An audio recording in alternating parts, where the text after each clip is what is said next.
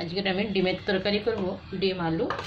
তাই ডিমটা সেদ্ধ হয়ে গেছে আর ছাড়িয়েও নিয়েছি, নুন হলুদ মাখিয়ে নিয়েছি। এবার আমি ভেজে নিচ্ছি।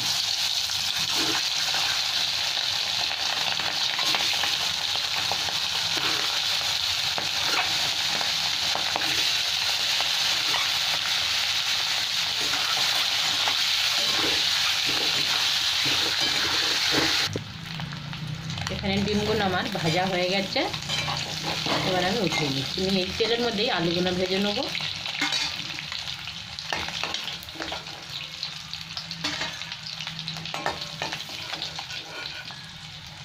এখানে আমার আলুটাও ভাজা হয়ে গেছে, এবার আমি উঠিয়ে নিচ্ছি। এই তেলের মধ্যে একটু গরম মশলা দেবো, দিয়ে আমি পেঁয়াজগুলো ভেজে নেব। এখানে তেলের মধ্যে দুটো তেজপাতা দিয়ে দিলাম আমি, দুটুকরো দারচিনি, দুটো এলাইচি থেতে রেখেছি, 3টে লবঙ্গ আর একটু গোটা জিরে দিয়ে দিলাম এখানে।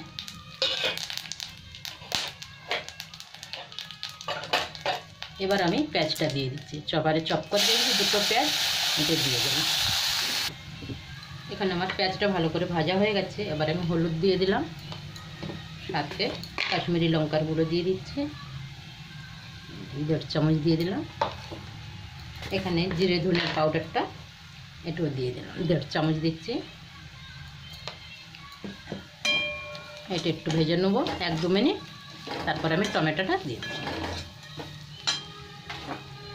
এখানে 2টো টমেটো দিয়ে দিলাম।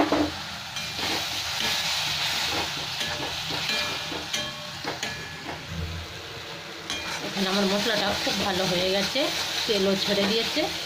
এবার আমি ডিম আর আলু তুলে দেবো।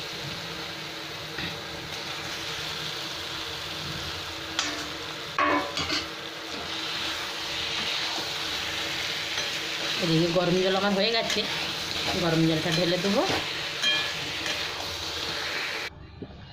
এখান থেকে আমার ছোট্ট ক্যামেরাম্যান বলছে ডিমের ঝোল দেওয়া হয় না, যেন লাগছে চিকেনের ঝোল হয়েছে। কিন্তু এই ঝোলটা ফুটে গেলে একটু গরম মশলা দেবো, দিয়ে লাগিয়ে নেবো। আমার ডিমের ঝোল হয়ে গেছে। করলাম।